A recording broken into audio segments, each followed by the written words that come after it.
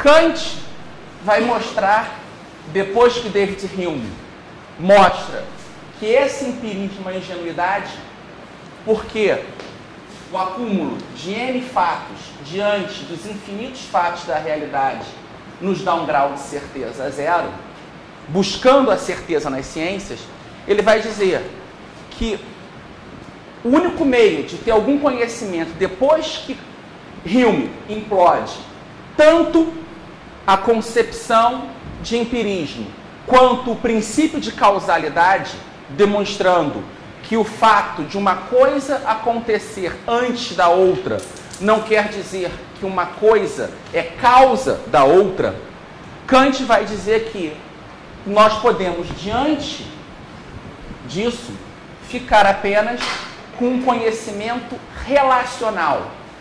O que nós temos é a visão do sujeito acerca do objeto. O conhecimento está aqui nesse meio.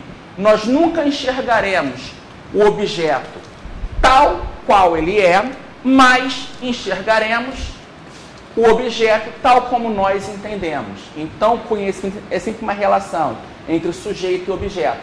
E o único conhecimento possível, capaz de ampliar o nosso entendimento da realidade, é um conhecimento a priori, o juízo sintético a priori, aquela visão do Kant. Nós temos os juízos analíticos, que não expandem o nosso conhecimento acerca da realidade, ele só vai informar sobre o objeto aquilo que já é característica determinante do objeto. O exemplo clássico, o corpo é extenso, extensão faz parte da concepção de corpo, então é um conhecimento tautológico. O juízo sintético a posteriori, que é a coleta desses dados empíricos, mas que pode nos dar algum direcionamento, mas nunca um conhecimento com grau de certeza. E a terceira categoria, o juízo sintético a priori. O a posteriori é recolhendo dados, eu posso dizer, não, os pilões escrevem. Agora eu descobri um que não escreve. Então, ele dá algumas noções, mas eu não posso ter certeza com ele. A única certeza possível ao homem é o juízo sintético a priori. As leis matemáticas, segundo Kant, são juízos sintéticos a priori. 2 mais 2 igual a 4. Eu acrescentei algo novo nesse processo. Eu acrescentei no predicado algo que não está na premissa. A ação humana é esse tipo de conceito. Hegel, pegando essa visão, ele vai sair da noção de relação sujeito-objeto e ele vai cair de novo na armadilha que Descartes tentou romper, que é a visão de que o único conhecimento real é o do mundo das ideias. E aí é uma divisão que, se nós pegarmos um dicionário do Yudin, que era um dicionário de filosofia, vendido pela Academia Russa de Ciências Sociais e distribuído a preço de centavos pelo mundo todo em várias línguas, pela Edições Progresso. Isso é uma coisa muito engraçada, porque ao longo dos anos 50, 170, o Partido Comunista Russo criou essa Edições Progresso, que lançava livro em português, espanhol, francês, italiano, e você podia comprar todo aquele lixo ideológico baratinho. E os estudantes universitários não todos utilizavam. Esse dicionário, que é um dos exemplos, eu tenho uma das minhas caixas de livro lá em casa, ele divide a filosofia em duas correntes principais. Os dualistas, que acreditam que a realidade é composta por matéria e espírito, mente e corpo, alma e corpo, e todos eles são malvados. E os monistas,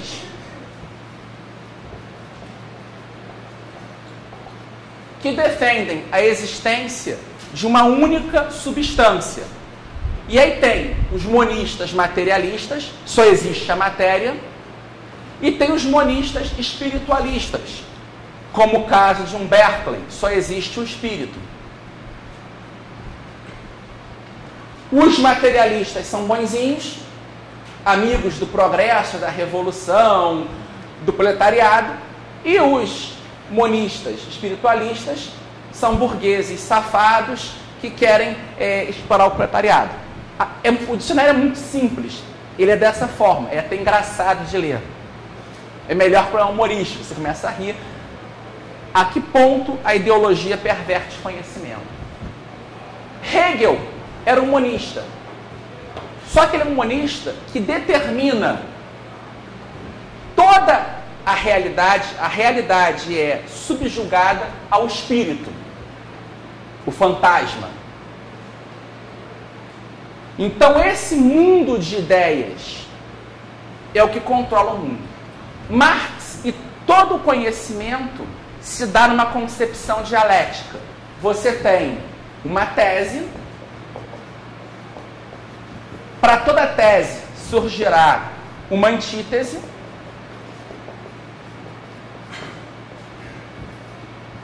que levará a uma síntese,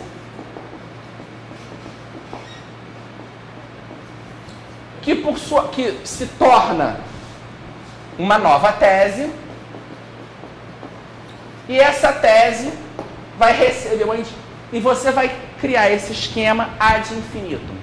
A forma de pensamento marxista é desse tipo. É o conflito. Eles não tentam entender, diferente da escola austríaca, que busca entender o conhecimento, a economia, o mercado, pela ideia do consenso. A competição livre vai gerar um justo meio em que as partes, por intermédio da utilidade marginal, não vão se matar para adquirirem a passagem de um menor grau de satisfação, um maior grau de satisfação. Nesse conhecimento hegeliano, é tido como o pensamento é eternamente conflito. A vida humana é conflito. E o Marx traz isso. Tanto que ele cria a ideia de que existe um conflito histórico entre sociedade contra o Estado. Na modernidade, Estado igual a capital, porque o capital tomou conta do Estado, e a sociedade é o proletário. Qual é a solução de resolver o conflito? Criar uma síntese. O Estado e a sociedade terão que se tornar a mesma coisa. De que forma? Ditadura do proletariado. O trabalho assume o capital, a sociedade vira o Estado. E após um período de ditadura, para eliminar aqueles que não concordam e não se adaptaram às mudanças necessárias à criação do novo homem, mesmo que se tenha que eliminar alguns poucos dissidentes, mesmo que os poucos dissidentes sejam 90% da sociedade, você chega a essa síntese e a filosofia da história hegeliana vai atingir o seu fim último. É o fim da história. A história acaba. Nós chegamos à síntese final, não teremos mais uma antítese para essa síntese, a história acabou. É o juízo final na Terra, o paraíso terreno. Todos os homens serão bons, amigos, e aí chega a loucura que o Trotsky diz. Num mundo socialista, o mais simples dos homens será tão genial como Mozart, Goethe e tantos outros. Então esse é um mundo de gênios. Então a filosofia hegeliana, ela vai entrar no marxismo, principalmente na concepção dialética, só que o Marx inverte a pirâmide. O que era uma visão idealista se torna materialista. Então a matéria determina as ideias. Hegel dizia as ideias determinam a matéria, mas é uma inversão. E você vai atingir o fim da história, a filosofia da história. A grande influência de Hegel sobre Marx se dá nessas três concepções. A visão ontológica, tudo bem, invertendo a ontologia. as ideias não controlam mais a realidade controla as ideias. 2, o método dialético, tese, antítese, síntese, tese, antítese, síntese. Então a luta entre capital e trabalho vai gerar a síntese, que é o socialismo, que levará ao momento último, que é o comunismo. E por fim, a noção de filosofia da história. Então essa busca pelo fim da história. Vamos paralisar. Isso é um veneno tão grande que tem um autor americano, o Francis Fukuyama, que escreveu um livro, O Fim da História, que ele diz que com a queda do Muro de Berlim, a democracia venceu. Então, se nós levarmos democracia para o mundo todo, teremos paz e prosperidade. Eu tive o prazer de, em 2002, fazer um curso com o Francis Fukuyama, na Johns Hopkins, lá em Washington. E ao final do curso, eu fui cumprimentá-lo e pedi para tirar uma foto com ele, embaixo de um quadro do Almirante Perry. Alguém conhece essa figura histórica? Foi o almirante norte-americano que abriu o mercado no Japão à base de tiro de canhão. Então, o conselho que eu dou é sempre que alguém convidar para tirar uma foto, olha o que tem atrás. Porque tem a foto eu rindo, a Fernanda Fukuyama, ele rindo, e atrás a foto das tropas americanas atirando nos japoneses.